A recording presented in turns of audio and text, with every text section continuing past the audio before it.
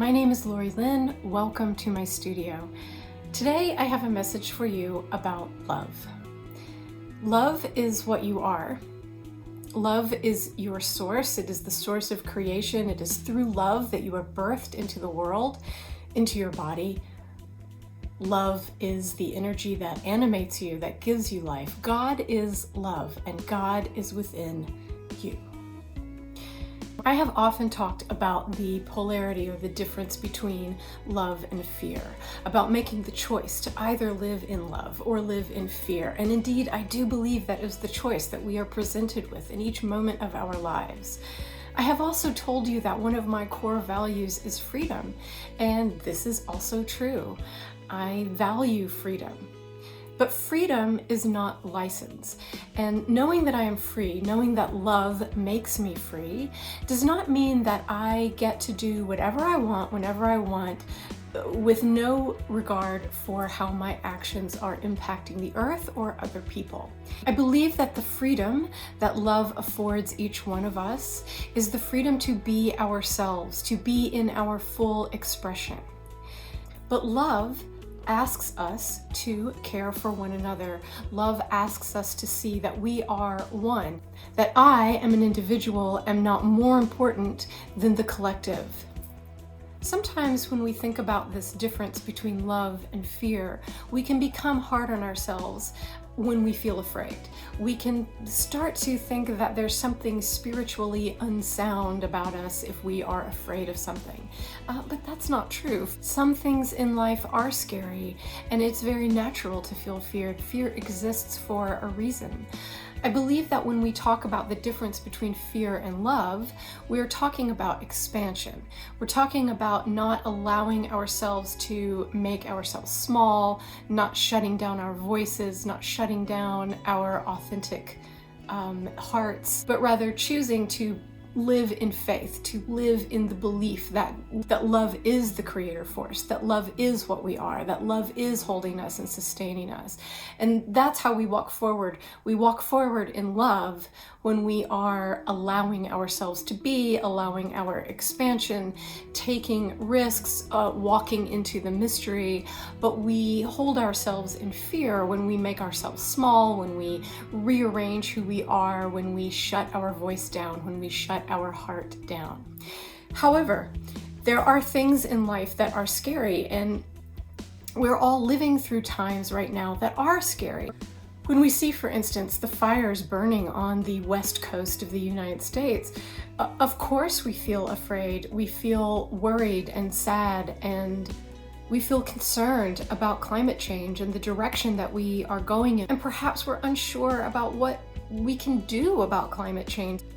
But we can allow these feelings, we can allow our reaction, our response to what's happening on the West Coast, not only to enable us to send love and compassion and to act with love and compassion and to try to help what is happening there, but also to make changes in our lives to attempt to change the direction of climate change, to make more environmentally sound choices, to really evaluate how am I contributing to this and how do I make a different choice. I remember when I first started hearing the news of the pandemic before the virus had actually reached the United States, or before we knew that it had. It was very scary. It was very frightening to look at what was going on and to think, oh, we're going to have to respond to this. This is coming here as well. There's nothing wrong with feeling that kind of fear, of feeling like, okay, I need to take action here. I'm hearing so many people say that wearing a mask somehow robs you of your personal freedom. And I don't think anything could be further from the truth. There are places in our society where where our rights are being oppressed. But wearing a mask during a global pandemic is not one of them. I think wearing a mask, when we know that this virus spreads through breath, through aerosol, and we know that it is potentially deadly for many people, that wearing a mask when you're in public is an act of love, not fear. And that's what brings me back to that original idea about freedom not being license. It doesn't impose on my freedom for me to care about others, for me to have compassion for others, for me to think to myself, when I go out today, I don't know if I am carrying the virus or not. So when I go into public today, I want to make sure that I am protecting other people from that virus to the best of my ability, which means wearing a face mask when I'm in public. It's a simple way that we can love one another. So as we go through our lives, as we go through our day, we are taking in information, and then we're employing our gift of discernment, which is so incredibly important right now. We are taking the action that we can take. There's very little that I can do about the fires in California and Oregon. I wish that there was something I could do, but all I can do where I am in Kentucky is pray about it, to envision healing.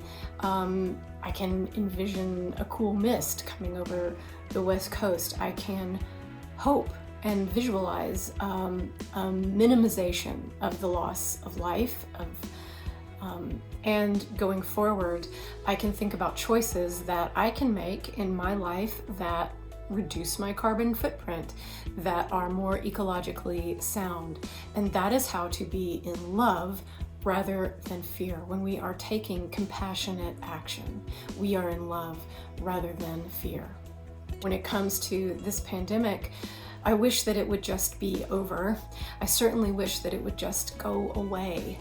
I personally want things. I want to be able to travel again. I want my niece to be able to go to college in the fall. I wish that she could have a high school graduation this spring. I can pray about this pandemic and I can offer my wishes and my intentions, but all I can really do as an individual, what I can do in each moment of my life, is to make informed choices. I can wear my mask when I'm out in public. I can avoid large gatherings. I can avoid going out to eat in restaurants. I can do my small part in containing this virus. And I can still have a wish that it would just go away. The 1918 epidemic did go away without a vaccine. It took 2 years. I would love it if this one didn't take so long, but that's what I can do. That's how I can be in love rather than fear. I believe that God is love, and I believe that God is flowing through each of us. Love flows through each of us. I believe that you are abundantly and deeply loved in every moment. There's nothing that you need to do. There's nothing you need to alter about yourself in order to make yourself worthy of love. Understanding and feeling this divine love is just about opening to it. And you come to it through what we call self-love practices. There's nothing selfish or greedy about self-love, about doing for yourself the things that make you feel loved, that remind you that you are loved. And if you find yourself being really mired down in fear, if you feel that you cannot move forward, if you feel that you cannot envision a future, if you feel that you are holding anxiety in your body, then you're trapped in fear, you're stuck in fear. And it can be a very subtle, very gentle movement away from fear into love. So moving from fear into love doesn't mean that we are in denial of the way things are, or that we are in denial of science. I have never felt that there was a disconnect between science and the spiritual, or if you want to call it the woo. To me, they work together. These are different ways of knowing. These are different pathways of wisdom. We are holistic creatures. We have minds, we can analyze, we can discern, and we also have hearts, and we also have energy bodies, and we are connected to the spiritual and the mysterious and the energetic, and all of this works together. All of this creates who we are. I believe what's so important for us in this moment is that we step forward in the full expression of love. So I can be in the expression of love for myself, for my own life, for my freedom, my voice, how I present in my life, the things I do, the things I say, how I live, and at the very same time, I am stepping forward in an expression of love and compassion for you, for the collective, for the community, and for this planet. It isn't one or the other, it's all together.